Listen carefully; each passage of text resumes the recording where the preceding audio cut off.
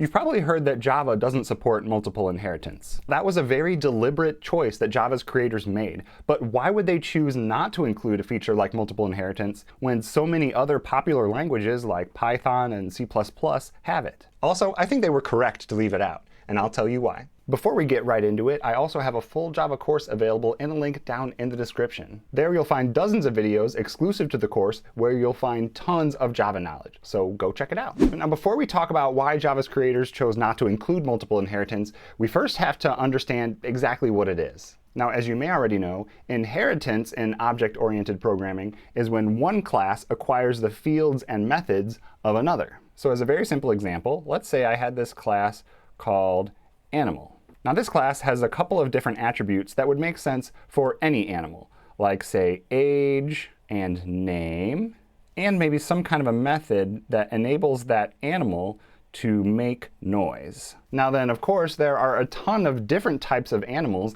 that might have their own unique sorts of attributes. So I might have a cat class that inherits from the animal class. Now in this relationship, the animal class is called the parent class, or sometimes the superclass, and the cat class is the child class, or subclass. By extending the animal class, the cat class automatically gets the fields and the methods from the animal class. A cat automatically can have an age and a name and some way to make noise, but you can also customize that method of making noise to make it specific to cats. So here's what that inheritance relationship looks like in the Java code. So this class, animal, is going to be the parent class to our cat class. So now in Java, if we want this cat class to be a child of the animal class, all we have to do is right here at the end of the class declaration is add extends animal. So now any cat that we make will also have all of the attributes and methods of the animal class. So for example, back over here in our main method, we can create a new cat. We'll call it myCat equals new cat. And even though we don't have the make noise method defined specifically in the cat class, we can call myCat.makeNoise. And each cat also has access to the fields that are defined in the animal class. So for example, I can set a name on my cat even though the name field is only defined in animal. myCat.name equals Kramer. So this is how inheritance works in Java, but what exactly is multiple inheritance? Multiple inheritance is when one class has more than one parent class. So let's check out what that would look like. So here we have our cat class that extends from the animal class. Let's say that on top of that, we had another class that extended from animal called dog. And remember, there's nothing at all wrong with that. This is not what multiple inheritance means. A class can totally have more than one child class. But what if on top of that, we wanted to create another class called cog that inherited all the features of both a cat and a dog? In concept, that seems like it might be okay, right? But let's see what happens when we try to implement that in Java code. So let's hop over to our cog class. Notice right now it's an empty class. It's not extending anything. So first let's have it extend the cat class. OK, that all seems to work fine. No errors. But when we try and add the dog class, we now get an error. And it says, class cannot extend multiple classes. So this is Java telling you flat out, you can't do multiple inheritance. You're not allowed to inherit from or extend more than one class. So clearly, Java doesn't allow multiple inheritance. But now the question is, why? What's the harm? What's the problem? A lot of people, when they talk about potential problems or issues with multiple inheritance, they'll talk about something called the diamond problem. Some people even call it the deadly diamond of death. Sounds pretty scary, right? Well, here's what it is. So let's say that we had our classes set up just like we do here. And then let's say that in our cat class, we implemented that make noise method in a certain way that would make sense for a cat. So in our cat class, it might make sense to print out meow. Terrible handwriting, but you get the picture. And then what if similarly over in our dog class, we implemented that make noise method in a way that made sense for a dog? So for a dog, maybe we would print out woof. But now we have this new cog class, which we're trying to have inherit from both the cat and the dog class. And of course, since it inherits all the methods from both of its parents, it's going to inherit the make noise method from each of those parents. But the problem is it's completely ambiguous which version of the make noise method that this cog class should inherit. Should it inherit the functionality from the cat class that prints out meow, or should it inherit the functionality from dog that prints out woof? This problem is often called the diamond problem, perhaps for obvious reasons. The pattern of inheritance that causes this kind of issue is shaped like a diamond. So what does Java do about this? Well, basically, it just doesn't allow it. Java doesn't allow any multiple inheritance, so you will never run into the diamond problem. But like I said in the intro, there are other programming languages like Python and C++ that do allow multiple inheritance. So what do those languages do when the diamond problem comes up? For the most part, they just kind of pick one. And as the programmer, you just have to know how that particular programming language chooses which one that it accepts. For example, let's say that this was a programming language that did support multiple inheritance. If you were allowed to extend both cat and dog, and you were inheriting a method, the same method, from both of them, it has to choose which version of that method that it should inherit. And usually, it would just choose the first one in the list that you're inheriting from. That can change a bit depending on the language that you're using, especially for really deep, complicated inheritance hierarchies. It gets really messy. Of course, the people who created Java could have done exactly the same thing. They could have allowed multiple inheritance, and then whenever this diamond problem came up, it could just pick one and call it a day. But instead, they chose not to. So why? Number one, they wanted to keep the language as simple as they could. If they allowed multiple inheritance, developers that didn't have a really good feel for how it worked, especially when the diamond problem came up, would run into all kinds of strange functionality and unexpected problems. And number two, in languages where multiple inheritance is allowed, it's used incredibly rarely. Basically, in a real-world scenario, there's no reason that you ever have to use it to do what you need to do.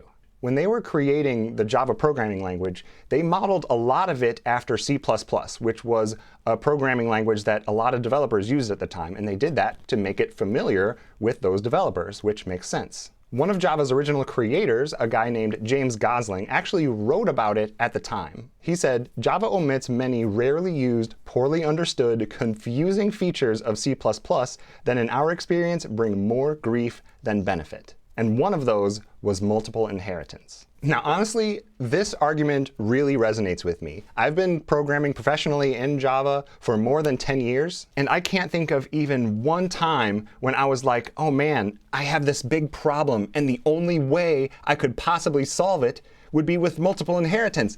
But I don't have it in Java. Curse you, James Gosling! Now, I'm sure some of you are just screaming at your screen right now with the perfect example of when multiple inheritance was the only decent solution to some problem you were having. If that's you, number one, let me know in the comments. And number two, I don't believe you. So yes, it's true, Java does not support multiple inheritance. However, Java does support a class implementing multiple interfaces. That's different from multiple inheritance, but almost always gives you the functionality that you're actually looking for. And implementing multiple interfaces is something we do all the time, all over our code as enterprise-level Java developers. For example, in our situation with the cog class, we couldn't extend both cat and dog. That's not allowed. But maybe what we needed isn't really a class that is both a cat and a dog, because that concept doesn't really make much sense anyway. Maybe what we wanted was more of a cat that offers some of the functionality that a dog might have. Like, for example, the ability to play fetch. Well, when we want to specify something that a class is able to do, like play fetch, that's exactly what interfaces are for. Now, interfaces are a huge separate topic that warrant an entire video of their own. But briefly, an interface is basically just a contract. So it says, any class that implements me must be able to do these things. Then when a class implements that interface, they are required to provide that functionality. So for example, I have this interface called fetch. And inside this interface, I can add the signature of a fetch method. And it takes in no parameters and has no return type. So all this interface does is say that any class that chooses to implement this interface must provide their own implementation of this fetch method. So back over in our cog class, instead of extending both cat and dog, I can extend only the cat class, and then implement the fetch interface. And now you can see that we're getting an error here, and it's saying that this cog class, because it is implementing the fetch interface, it is required to implement this fetch method. We signed up for the contract that said that this class will be able to fetch, but right now we aren't fulfilling the contract, so we have to add that functionality. We have to add that method. So let's go ahead and implement it. And if you're using IntelliJ, you can just hover over this error and click Implement Methods, and then hit OK. And it will provide you the method signature for the method that you have to implement. OK, so we are a cog, which is a cat that can fetch. So how would a cat fetch? So how about we would print out, I got the stick, but not because you asked me to. I did it because I wanted to. It will fetch if it pleases it to fetch. So now, though, if I go all the way back to my main method, if I create a new cog object, let's call it my cog equals new cog. Since cog implements the fetch interface, I know that I can call my cog.fetch. And now if we go ahead and run it, of course, our fetching cat works as planned. What's cool about implementing interfaces is that you don't have the same limitation that you have for extending classes. You are totally allowed to implement as many interfaces as you want in a class. So back over in our cog class, in addition to implementing fetch, we can add any number of other interfaces. So we can implement runnable, comparable, deprecated, serializable. So you get the point, right? You can implement as many interfaces as you want.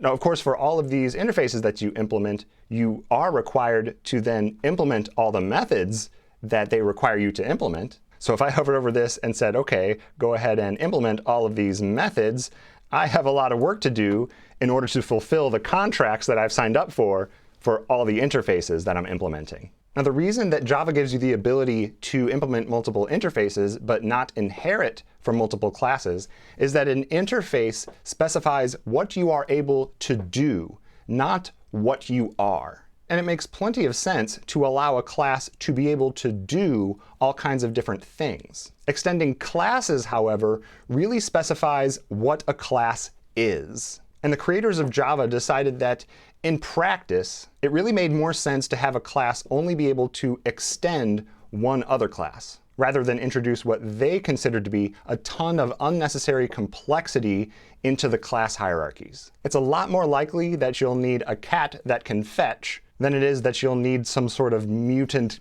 cat-dog hybrid. If you enjoyed this video or learned something, please let me know by hitting the like button and be sure to subscribe so you don't miss each new video. And if you didn't like this video, thanks for watching anyway. Not really sure why you're still here, but I appreciate it. Thanks so much for watching. I really do appreciate all your support and comments. They really mean the world to me. And I'll see you next time.